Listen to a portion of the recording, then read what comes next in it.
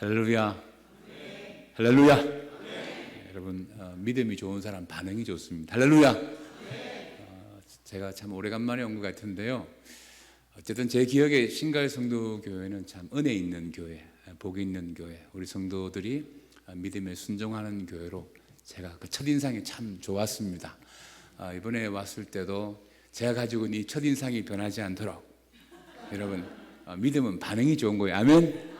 다를 때는 아멘 안 하더라도 외부 강서 오면 이 믿음 있는 척하고 아멘도 크게 하고 이래야지 교회가 좋은 소문 나고 또 하나님께서 복을 주실 줄 믿습니다.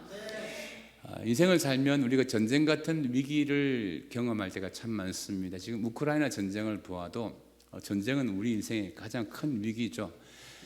여러분, 전쟁에서는 승리해도 현대전은 남는 게 없습니다. 근데 우리의 삶 가운데 참 많은 전쟁들이 있습니다. 저는 제가 언제 첫 번째 인생의 전쟁을 경험한 게 뭐냐면 모태신앙이었는데 어느 한 날 하나님이 안 믿어지는 거예요. 사춘기 때였습니다. 제가 4대째 예수를 믿는 집에 태어났거든요. 저희 어머니 굉장히 강력한 카리스마를 가지고 정말 교회를 열심히 섬기시는 분이었습니다. 어느 날 저보고 목사가 돼야 된다 그러는 거예요. 왜 그러냐니까 어릴 적에 서원을 했다는 겁니다. 제가 정말 기분 나빴습니다.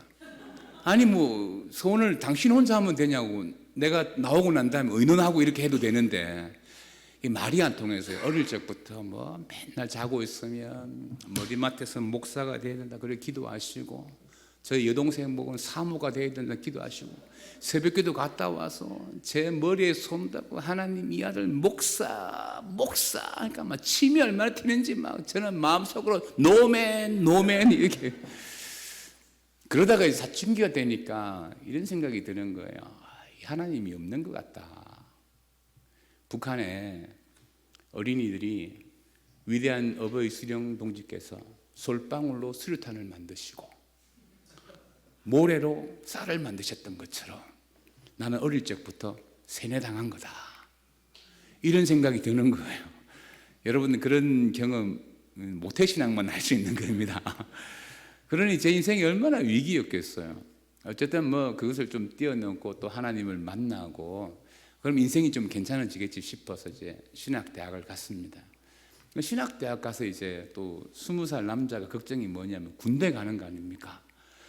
군대, 제가 이제 부산이 고향입니다. 영도 앞바다가 학교 다니다가 부산에서 이렇게 군대를 경기도 연천까지 간 거예요.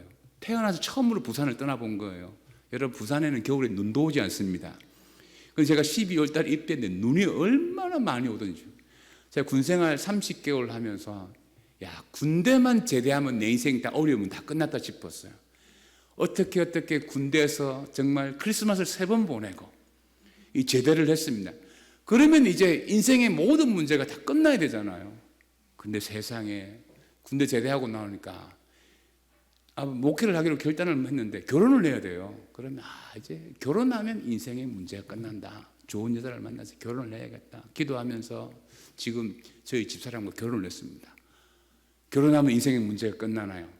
더 큰 문제는 저를 닮은 2명의 아들이 태어나서 지금까지 저를 괴롭히고 있다는 것이고, 더 큰 문제는 저를 사랑한다고 해서 제가 결혼을 했는데 지금 갱년기께서 충만하게 임하셔가지고 제가 밉다 그러고 그때 자기가 눈이 뼈다 그러고 자기 눈 자기가 찔렀다 그러고, 갱년기가 오면 성령님도 떠나가세요. 제가 진짜 인생의 위기 가운데 살고 있습니다. 뭘 해도 갱년기가 오시면 다 제가 잘못한 거예요. 무조건 제가 요즘 발발 기고 있고, 한 번은 갱년기 사모님한테 한 번 덤볐다가 거실로 쫓겨났는데 안방으로 들어갈 수가 없더라고요. 제가 그래서 백기 들고 투항해서 지금도 위기 가운데 살고 있습니다. 지금 또 문제가 뭐냐면 제 2 아들이 목회를 하겠대요. 제가 지금까지 국민연금을 든 적이 없고 이런 연금에 별로 신경 안 써서 이번에도 교회 건축하면 다 해약해서 헌금 다 하고 이랬는데 아들 2이가 이제 목회하게 돼서 신학대학을 가겠다고 이번에 우리 경기 중부노회 목사 후보생 고시에 우수한 성적으로 수석과 차석을 했어요. 2명밖에 시험을 안 쳤습니다. 그런데 이제 생각해 보세요. 아유, 저도 목사지만 이 목사들이 별로 소망이 없습니다. 저희 큰아버지, 작은아버지는 다 목사님이고 저희 아버지만 평신도입니다. 제가 저희 아버지에게 효도해 본 적이 없어요.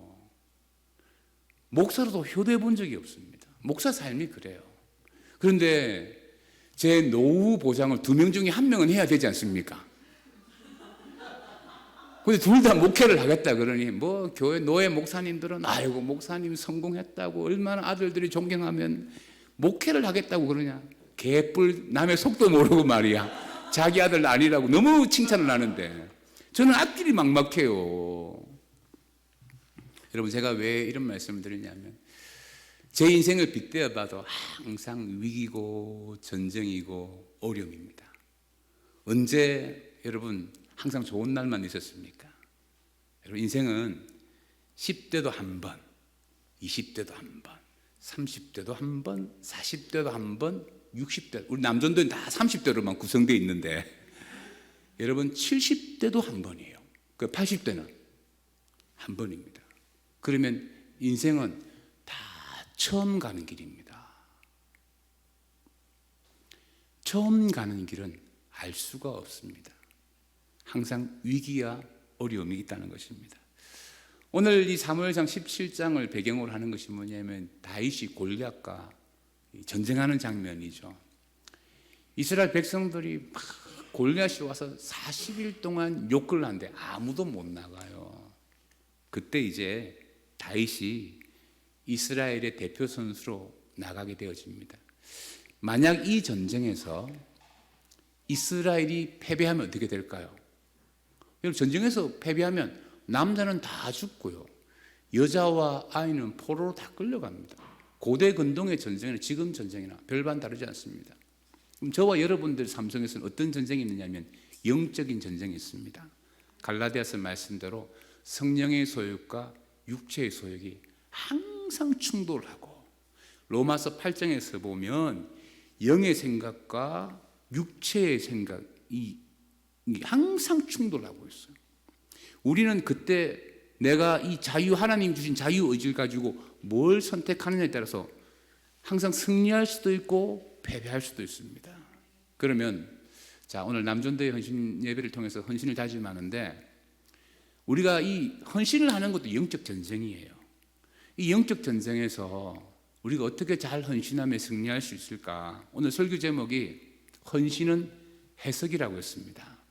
우리 인생의 여러 가지 전쟁 같은 위기 앞에서 우리의 삶을 어떻게 해석해야지만 헌신도 잘할 수 있고 주의 축복을 받으며 살아갈 수 있는지 말씀을 좀 살펴보기를 원하는데 여러분 첫째는 전쟁은 겁이 나지만 겁내지 말아야 됩니다.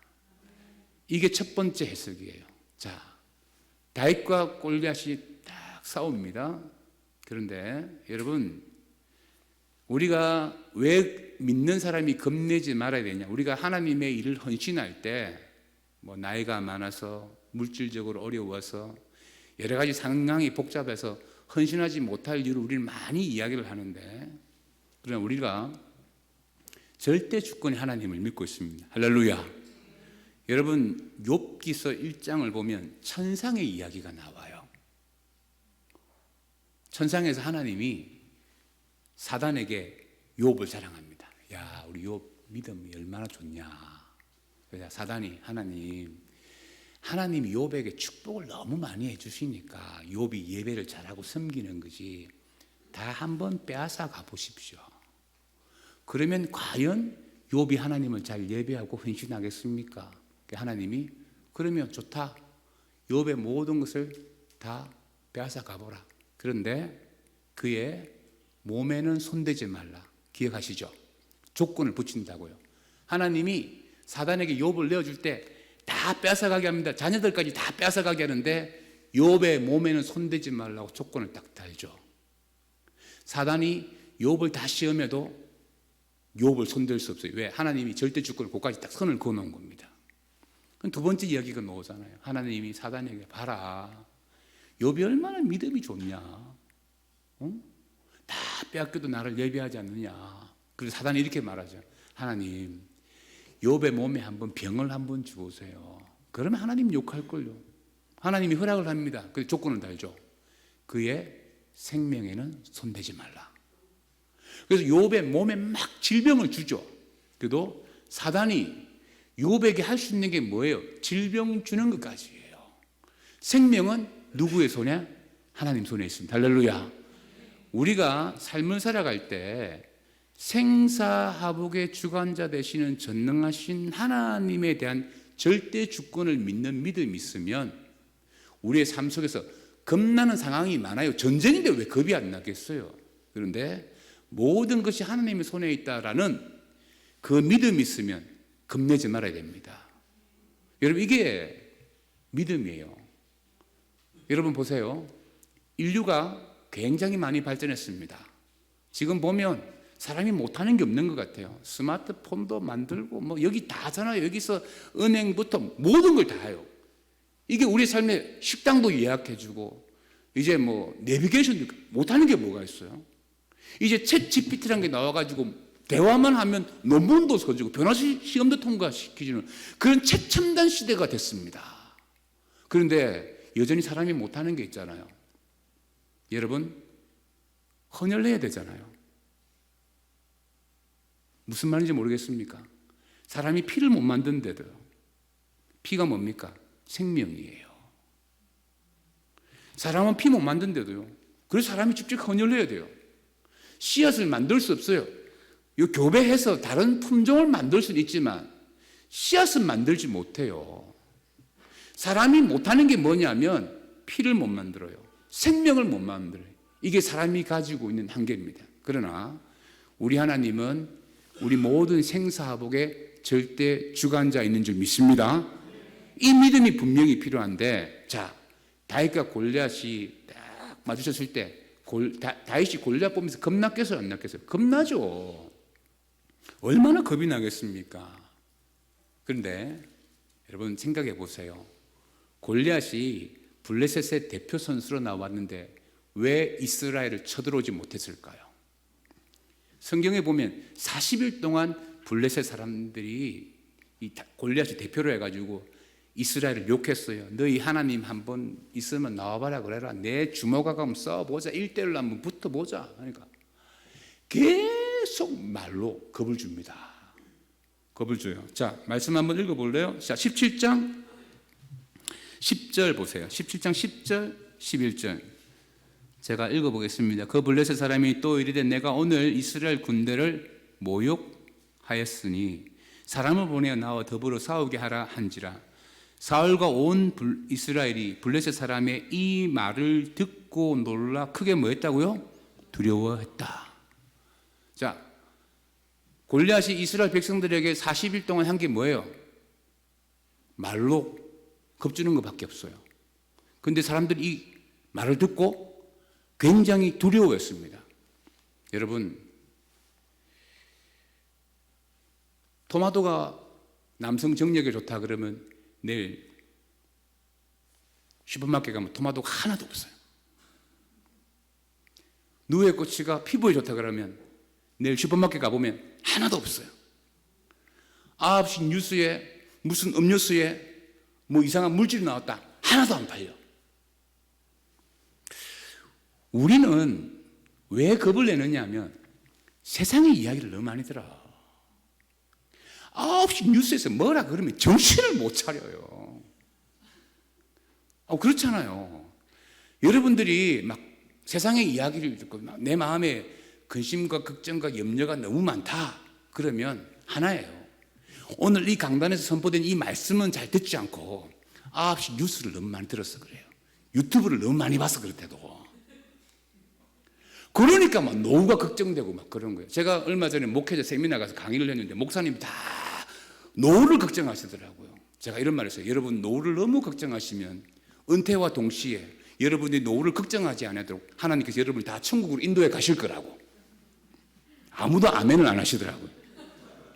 여러분 노후를 너무 걱정하시면 주님이 다 데리고 가요. 걱정하지 않도록. 모든 건 하나님의 손에 있어요. 그런데 우리는 세상의 이야기를 너무 많이 듣는 거야. 불안한 거야. 이렇게 하면 망한다. 이렇게 하면 안 된다. 자, 여기 왜 자녀들을 학원에 보내요? 공부 잘 시켜서 하나님 이 나라에 훌륭한 사람 만들려고? 솔직하세요. 불안해서 보냈잖아요. 다른 애들 다 학원 가는데 안 보내면 큰일 나거든. 저는 참고로 두 아들을 학교를 안 보냈습니다. 제가 베들레헴교회 담임 목사를 있으면서 중학교 1, 2, 3, 고등학교 1, 2, 3 6년을 제가 애들 학교를 보내지 않았어요. 그래 저희 교회 성도들은 모든 상담은 저하고 다 하는데 자녀 교육은 저하고 상담하지 않아요. 우리 목사님처럼 자녀를 키우면 안 된다는 거야. 아니 애를 학교를 보내야죠. 여러분 그때 제가 제일 힘든 게 뭐였느냐 하면 저는 아이들의 어떤 삶을 많이 존중했어요. 그래서 아이들이 할 수 있는 방법 안에서 이제 돈이 없어서 안 보낸 건 아니에요. 저희 교회가 그래도 뭐 목사에게 잘해주는 교회 중에 하나인데 그들이 가지고 있는 창의성에 제가 손을 안 대고 싶은 거예요. 요즘 아이들 똑똑한데 왜 자존감이 낮은 줄 아십니까? 부모들이 너무 평가를 많이 해서 그래요. 평가 너무 많이 하잖아요. 자, 중학교 애들이 기말고사, 중간고사 치는 게 그 인생에 뭐 중요하다고 한 번 실패해요. 여러분 올림픽 결승전에 가서 패배하면 뭐 문제가 있는 거예요. 그런데 올림픽에 나가기 전에 여러 번의 평가전이 필요하잖아요. 평가전에 한 번 패했다고 해서 인생이 끝난 것처럼 아이들 야단쳐요. 내신 성적이 어떻니 이러니까 이마탄 나무가 있는데 도끼로 몇 번 쪼갰어요. 책상 만들려고. 잘못 쪼갰네? 그러면 의자로 만들어야죠. 좀 더 쪼갰어. 잘못 쪼갰네? 책상도 안 되겠네? 의자도 안 되겠네? 그러면 좀만 탁자 만들어. 또 쪼갰어요. 탁자를 하면 탁자도 안 돼. 계속 쪼개다 보니까 나중에 보니까 뭐가 되겠어요? 나무젓가락이나 이쑤시개 만들어요. 요즘 애들이 실력이 있는데 왜 크게 못 쓰임 받느냐 하면 자존감을 너무 많이 쪼개놔가지고 애들이 스스로 가능성이 없는 거예요. 성적표로, 내신 성적으로 이걸로 자기를 평가하는 거예요. 세상이 그렇게 이야기를 하니까 저는 그래서 저희 두 아들 6년 동안 한 번도 안 쪼갰어요. 저희들 공부 못해요. 그래도 얘들이 한 번도 평가받은 본 적이 없어요. 그리고 항상 자기들 이렇게 말해요. 우리가 공부를 안 해서 그래. 하면 정말 잘한다고. 둘 다 그래도 인수를 했잖아요. 총진대학교를 다녀요. 여러분 우리는 계속 겁주는 소리에 겁을 먹어요. 근데 보십시오. 여러분들이 전쟁을 좀 해본 사람을 생각하면 골리앗이 이스라엘 백성들을 이길 수도 생각하면 쳐들어와야 됩니까? 쳐들어오지 말아야 됩니까? 쳐들어와야죠. 왜 40일 동안 군량미를 축내면서 그렇게 소리만 지르겠습니까? 골리앗하고 블레셋은 알고 있었어요. 이스라엘 백성 하나님의 택한 백성이 할렐루야. 하나님이 함께 한다는 걸 알고 있었어요. 여러분 그래서 골리앗이 이스라엘 백성들에게 쳐들어가지 않고 계속 겁만 준 거예요. 그런데 이 이스라엘 백성들은 그 겁주는 소리 듣고 꼼짝도 못하고 여러분들도 그렇잖아요. 뭐 노년을 잘 준비해야 된다. 뭐 붙어요. 10대 때는 왕따 안 당하려고 걱정하고 20대는 취업 때문에 걱정하고 30대는 결혼 때문에 걱정하고 40대는 노년 때문에 걱정하고 50대는 인생의 공허함 때문에 걱정하는 거예요. 자녀들 다 결혼하고 나니까 빈둥지 주무기 때문에 걱정하고 60대는 건강 때문에 또 걱정하는 거예요. 왜? 세상이 그렇게 돌아가니까. 여러분 다윗이 왜 골리앗과 딱 부딪힐 수 있었겠습니까? 다윗은 겁이 났지만 겁내지 않았어요. 왜? 이 모든 것이 하나님의 손에 있다는 것을 믿고 골리앗이 겁장이라는 것을 알았어요. 자, 여러분 성경 한번 보세요. 여러분 거기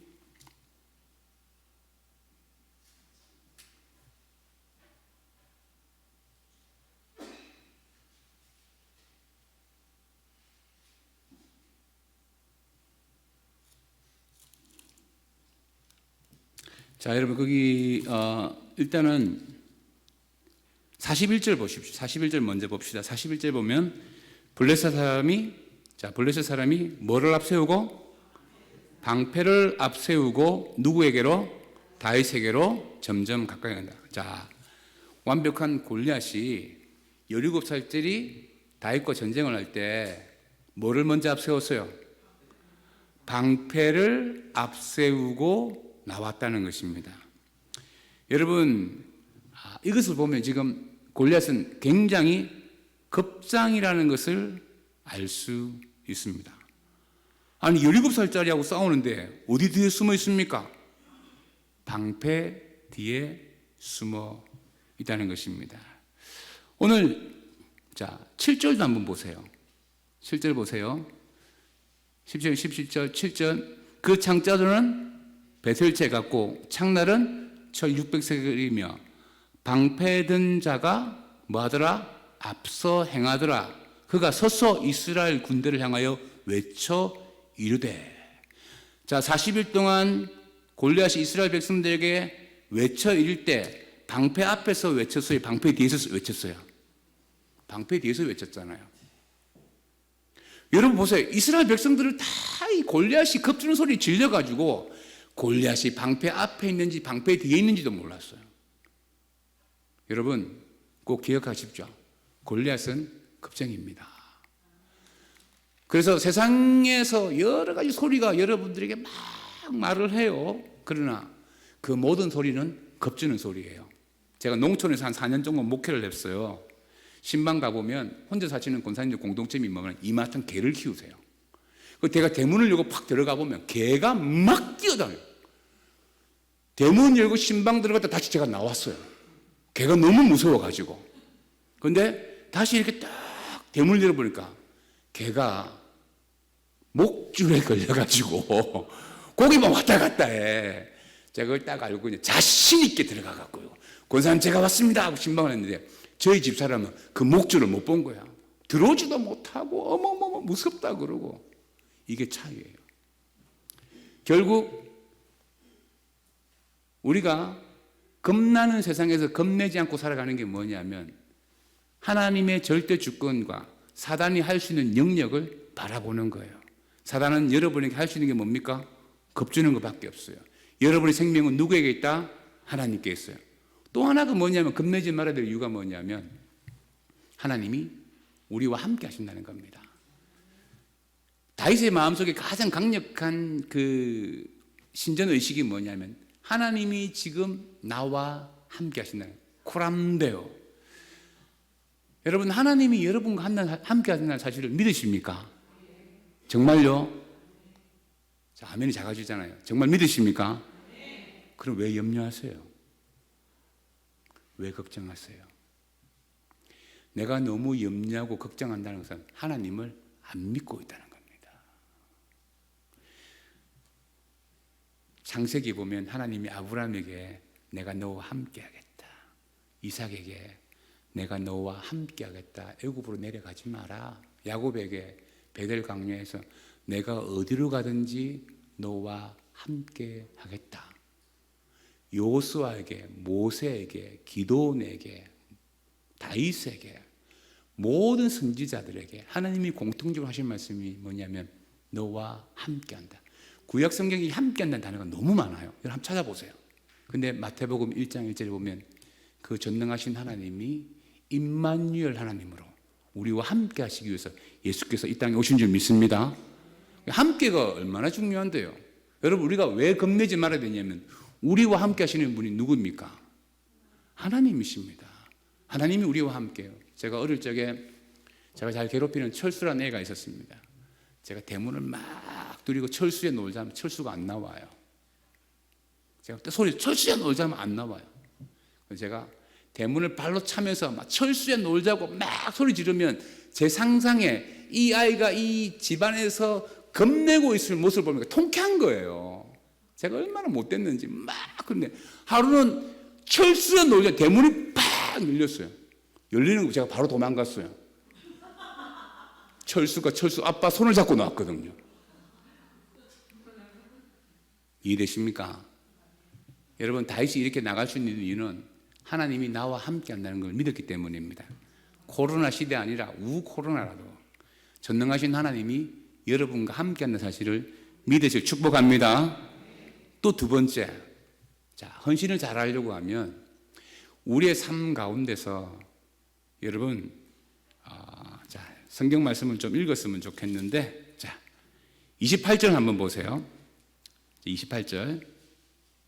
큰형 엘리압이 다윗이 사람들에게 하는 말을 들은지라 그가 다윗에게 노를 받아 이르되 내가 어찌하여 이리로 내려왔느냐 들에 있는 양들은 누구에게 맡겠느냐 내 교만과 내 마음의 완악함을 아노니 내가 전쟁을 마러 왔도다 구경하러 왔도다.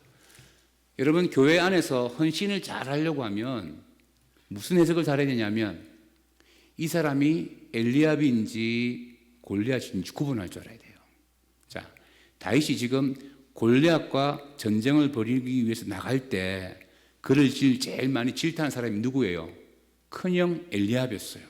근데 형이 뭐라 말하냐면 다윗에게 너 전쟁 구경하러 왔다는 거. 양들 어디 맡겨놨느냐? 자, 다윗이 전쟁 구경하러 왔습니까? 그의 아버지 이새의 심부름을 왔고 형들을 위로하기 위해 왔고 천부장 백부장에게 약간 선물을 줘서 형들 좀 편하게 하기 위해서 아버지 심부름 왔는데 큰형은 뭐라 그래요? 전쟁 구경하러 왔다고 막 다윗이 막 붕괴하고 의롭게 무슨 일을 해보려고 하는 걸 비난하고 있습니다. 우리 교회 사역을 좀 열심히 해보려고 할 때 보면 마음 상할 때가 많아요. 그때 여러분 중요한 게 뭐냐면 이 나를 마음 상하게 하는 사람이 이게 엘리압인지 골리앗인지 구분할 줄 알아야 돼요. 자, 큰형이잖아요. 여기서 다윗이 물맷돌을 엘리압에게 팍 던져서 그 머리를 딱 맞췄다. 그래서 다윗이 딱 승리했다. 그럼 누가 좋아하겠어요? 그럼 좀 쉽게 해볼까요? 자, 여러분 오늘 김 집사님하고 이 집사님 내 누군지 몰라 서로 싸웠다. 싸워갖고 김 집사님이 이겼어. 김의 김씨가 이겼어요. 저희 어머니 김의 김씨입니다. 이겼는데 그러면 교회에서 누가 제일 좋아하겠어요? 1번 목사님, 2번 한재문 장로님, 3번 예수님, 4번 마귀. 누가 좋아하겠어요? 마귀가 좋아하겠죠. 다윗은 지금 엘리압을 이겨도 문제가 되어져요. 골리앗이라면 어떻게 됩니까? 교회 안에 신천지가 들어왔으면 멱살을 짚고 내쫓아야 되죠. 이단이 들어왔으면 당장 이겨야 되죠. 하지만 이게 엘리압이면 다시 한번 생각해 봐야 돼요. 낙동강 전투에서 우리가 많은 군인들이 목숨을 잃었지만 제일 안타깝게 죽은 군인이 어떤 군인인지 아십니까? 적군의 총을 안 맞고 아군의 총을 맞고 죽은 사람들이에요. 학도병들이 총을 잘못 쏴가지고 뒤에서 아군을 쏴 죽인 거예요. 교회 안에서 그럴 수 있대도요. 자, 그럼 한번 물어보겠습니다. 우리 남전도회 회장님, 저를 한번 보십시오. 지금 같이 살고 계신 분이 계시죠? 혼자 안 사시죠? 살을 맞대고 사시죠? 내 마음에 100%확 듭니까? 너무 쉽게 이야기하네. 자, 그러면 나를 낳아주신 부모님 내 마음에 100% 듭니까? 내가 낳은 자녀들이 내 마음에 100% 들어요? 아니죠. 그러면 내 일가 친척 피를 나눈 형제들이 내 마음에 100% 들어요? 아니죠. 여러분 다 마찬가지죠. 그런데 왜 교회 와서 조원영 목사님 내 마음에 100% 들어야 돼요? 왜 사모님은 내 마음에 100% 들어야 돼요? 아니, 나를 낳아주신 부모님도, 피를 나누는 사람도, 형제들도, 살을 맞대고 사는 부부도 내 마음에 100%안 들어도 사는데 교회 오면 교회는 내 마음에 100% 들어야 돼. 여러분 신앙생활 그럼 잘못하고 있는 거예요. 여러분 형제도 내 마음에 안 들어도 우리가 맞춰 살잖아요. 그런데 교회만 오면 내 마음에 안 들면 막 교회 사랑이 없다고 그러고 뭐 교회가 지금 영적으로 어둡다고 그러고 그런 사람들은 회개할지어다. 여러분 반대로 한번 생각해 보세요. 그러면 한재문 장모님이 내가 교회를 왔는데 커피를 한 잔 딱 사주셨어요. 그럼 여러분 어떻게 생각하세요? 장모님이니까 당연히 뭐 집사한테 커피 사줘야지. 중직이 당연하다 생각하죠. 그래서 문제가 있는 거예요. 피 한 방울 안 섞인 사람이 나에게 커피를 사줬으면 그걸 당연하게 생각하면 안 되고 하나님이 천사를 보내셨다 생각해요. 할렐루야. 아멘. 우리는 교회에서 누가 밥 사주고 커피 사주고 하면 당연하다고 생각을 해. 목사님이 커피 사주면 당연하다고 생각을 해. 그래서 신앙생활에도 감동이 없는 거예요. 여러분 왜 우리가 신앙생활할 때 어려움을 겪느냐 하면 해석을 잘 못했어요. 당연한 거 아닙니다. 이 교회 공동체 안에 여러분을 섬겨주시는 분들이 여러분하고 피 한 방울 안 섞였어요. 그러나 예수 그리스도의 그 대속의 핏값으로 영적으로 한 가족이 되었기 때문에 여러분을 사랑해주고 격려해주고 축복해주는 거. 할렐루야. 아멘. 저희 집사람이 이찬수 목사 설교를 너무너무 좋아해요. 그래서 뭐 제가 설교하고 나면 이찬수 목사님은 설교를 이렇게 했다는 둥, 뭐 저렇게 했다는 둥, 당신은 설교를 좀 공부하라는 둥. 제가 시골교회 목회할 때도 그러시는 거예요. 얼마나 자존감이 상하겠어요. 제가 또 뭐 베들레헴에 와서 목회를 할 때도 그러는 거예요. 근데 어느 날 제가 사용했던 예화를 이찬수 목사님이 3개월 뒤에 사용을 했어요. 그러면 어떻게 해야 돼요? 세상에 저희 집 사람이 제가 이찬수 목사님 설교를 뺏겼대. 아니 내가 3개월 전에 먼저 이 예화를 썼는데 자기가 어떻게 이찬수 목사님 설교를 이렇게 뺏길 수 있냐고 저한테 그래 이야기를 해요. 제가 얼마나 상처가 되겠어요.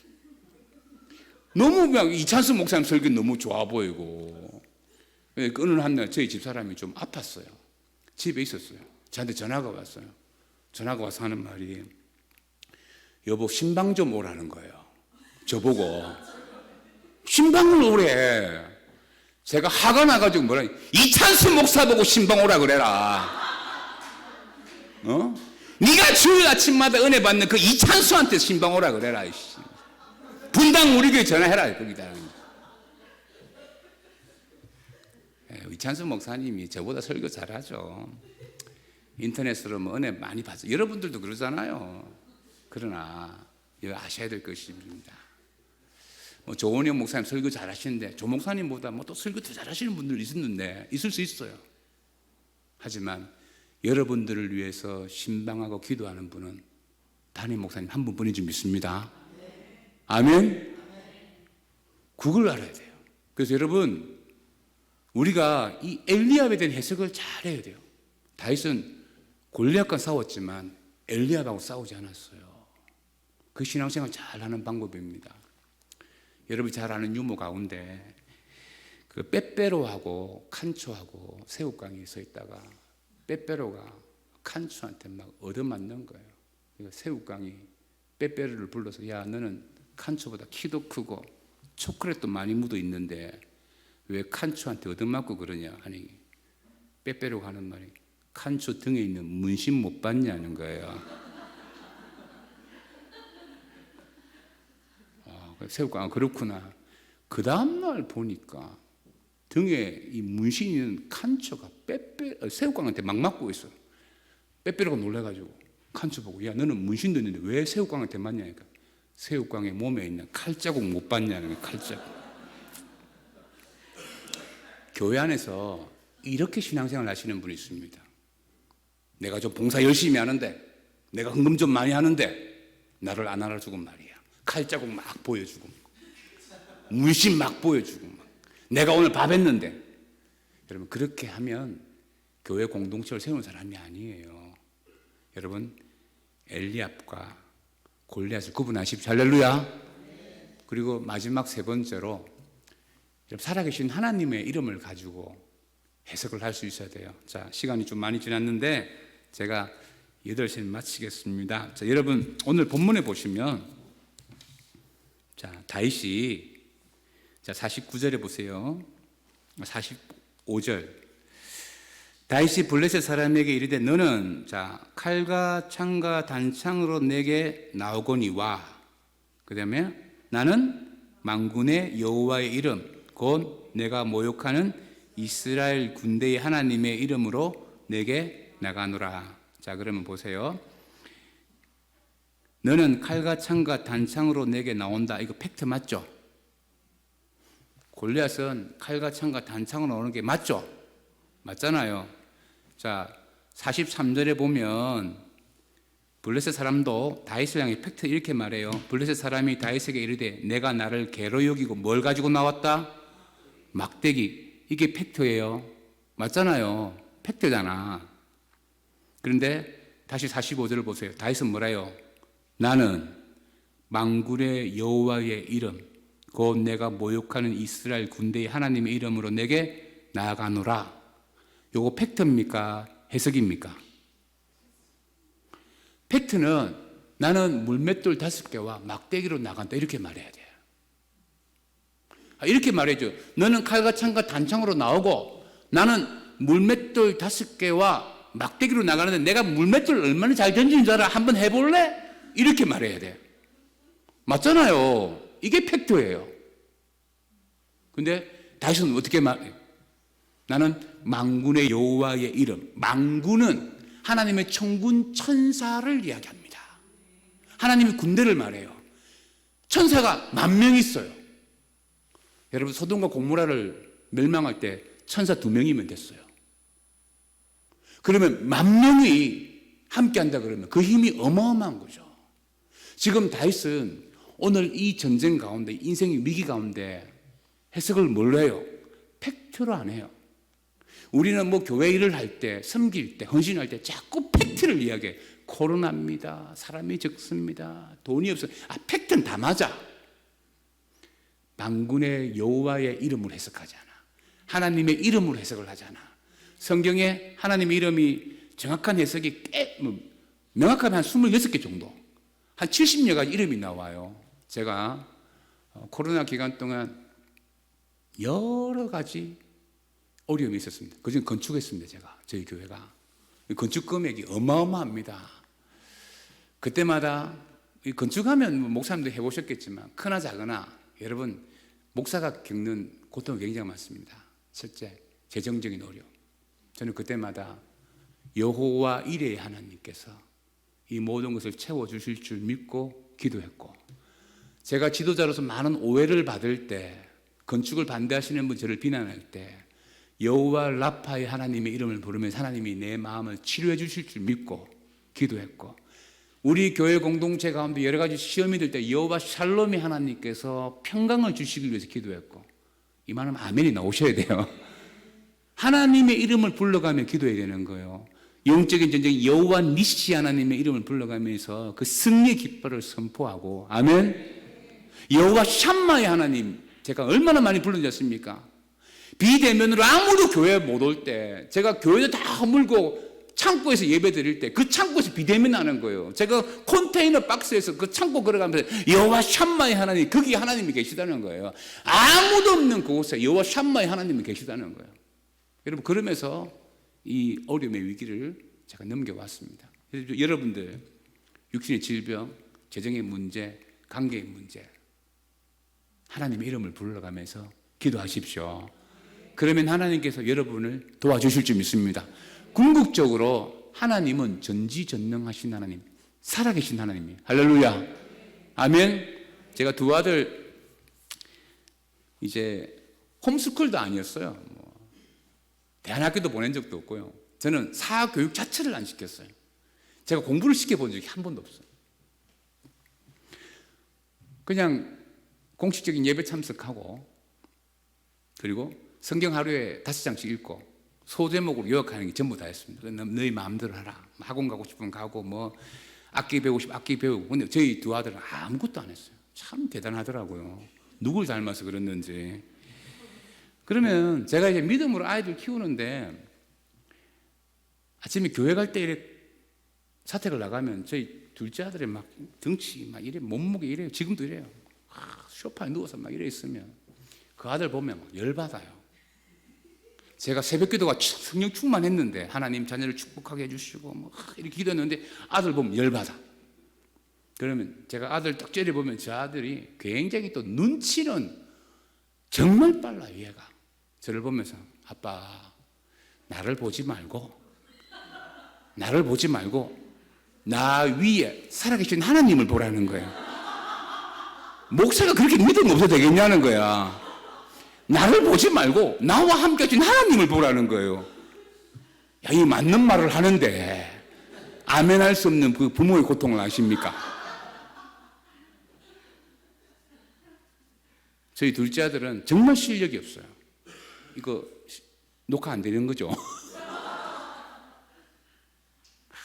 너무 실력이 없는데, 제가 요 이야기만 하고 마칠게요. 여러분들에게 참 살아계신 하나님 좀 경험했으면 좋겠는데, 금정고시 중학교, 고등학교 금정고시를 우수한 성적이 아니고 아주 우스운 성적으로 평균 60점으로 통과했어요. 그러니까 여러분 실력 아시겠죠? 대학을 갈 데가 없는 거예요. 학정제 은행 이런 거 해가지고 겨우 이제 학사 학위를 받은 거예요. 학점제 은행 이런 거 공부해가지고. 그래서 이제 편입학을 하는데 대학 편입학을 자꾸 떨어지는 거예요. 안 되는 거예요. 그때 교회 건축할 때였습니다. 제가 이 헌금을 좀 저는 몰빵으로 하는 그런 기질이 좀 있습니다. 그래서 제가 건축 헌금을 딱 하려고 할 때 저희 후배들이 모여갖고 형님 이번에 헌금 얼마나 하려고 하냐는 거예요. 제 후배들은 저하고 벌써 한 20, 30년 함께 목회한 친구들이거든요. 형님 너무 헌금 많이 하지 말고 형님이 지금 하고자 하는 거 절반만 하고 그 절반은 의연히 정연히를 위해서 좀 사용하라는 거예요. 애들한테 좀 투자 좀 해야 되지 않겠느냐. 여러분 그 말 들으면 굉장히 좀 자존심 상해요. 이때까지 내가 살아왔던 목회 인생이 잘못된 것 같고 아이들 보면서 내가 실패한 것 같고 대학을 못 가서 막 그렇게 하는 아들을 볼 때마다 그래서 그게 주일 저녁 이야기였습니다.